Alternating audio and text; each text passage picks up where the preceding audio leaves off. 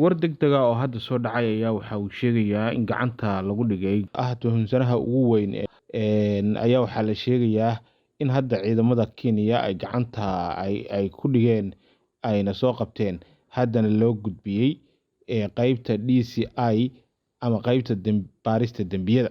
Ninkan waxaa lagu magacaabaa Hashim Dhaqane, waa ninka ugu weyn oo tuhunsan yahay inuu kiiskan uu ku lug leeyahay dilka saddexdii dumarka ahaa ee lagu dilay Nairobi.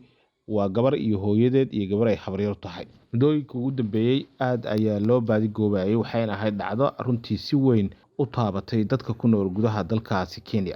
Waaxda dambi baarista ee Kenya ee DCI-da ayaa iyadana waxa ay baahisay sawirro iyo weliba warbixin kooban oo la xiriirta Hashim Dhaqane oo la tuhunsan yahay inuu ku lug lahaa dilka saddexda dumar ah ee Soomaaliyeed ku nool magaalada Nairobi. Ninkan ayaa waxaa sawiradiisa hadda la soo bandhigay marka la fiiriyo waxaad arkaysaa wuxuu lahaa markii hore gar weyn oo nin gar weyn ayuu ahaa, hase ahaatee waxaa arkaysaa inuu garkii uu iska xiiray. Sawirro cusub iyo maaragtay markii la soo qabtay laga soo bandhigay maadaama ninkan gacanta lagu soo dhigay. Halkaasi waxaa ka imaanaysa guul weyn oo runtii waaxda dambi baarista ee dalkaasi Kenya oo maaragtay kiiskan aad u baaraysay iyo dadka Soomaaliyeed ba inay maaragtay gabdhaha Soomaaliyeed ay cadaalad helaan.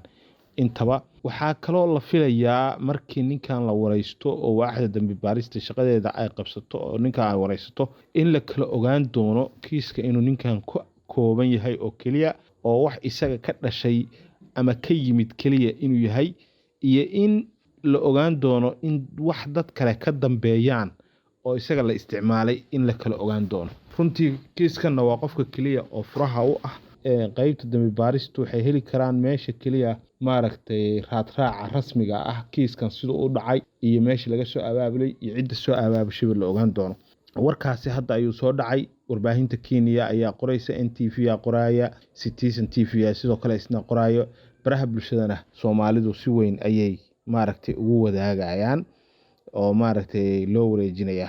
Warbixino waxaa jira sidoo kale aan la xaqiijin laakiin waxay sheegayaan dad kale in lala qabtay ninkan, hase ahaatee waan ogaan doonaa. Taas ma hubno, midaan hadda ku degdegi karnana ma aha, laakiin waa saacadaha soo socda waxaa la ogaan doonaa ama maaragtay la cadeyn doonaa iyadana cidii kale oo lala soo xiray. Kiiskana hadda waxaad moodaa inuu maaragtay mar haddii la qabtay Hashim Dhaqane in wixii kale oo dhan ay iska fududaan doonaan, raadkiisana si fiican loo heli doono. Kulay maalmaha soo socdana la geyn doono maxkamadaha Kenya ee dalkaasi, iyo sida uu kiiskan u abaabulay iyo sida uu uga shaqeeyay sidoo u shirqoolay dumarkaasi ay waaxda dambi baarista ee dalkaasi Kenya DCI-da ay keeni doonto banaanka haddii ay baydno.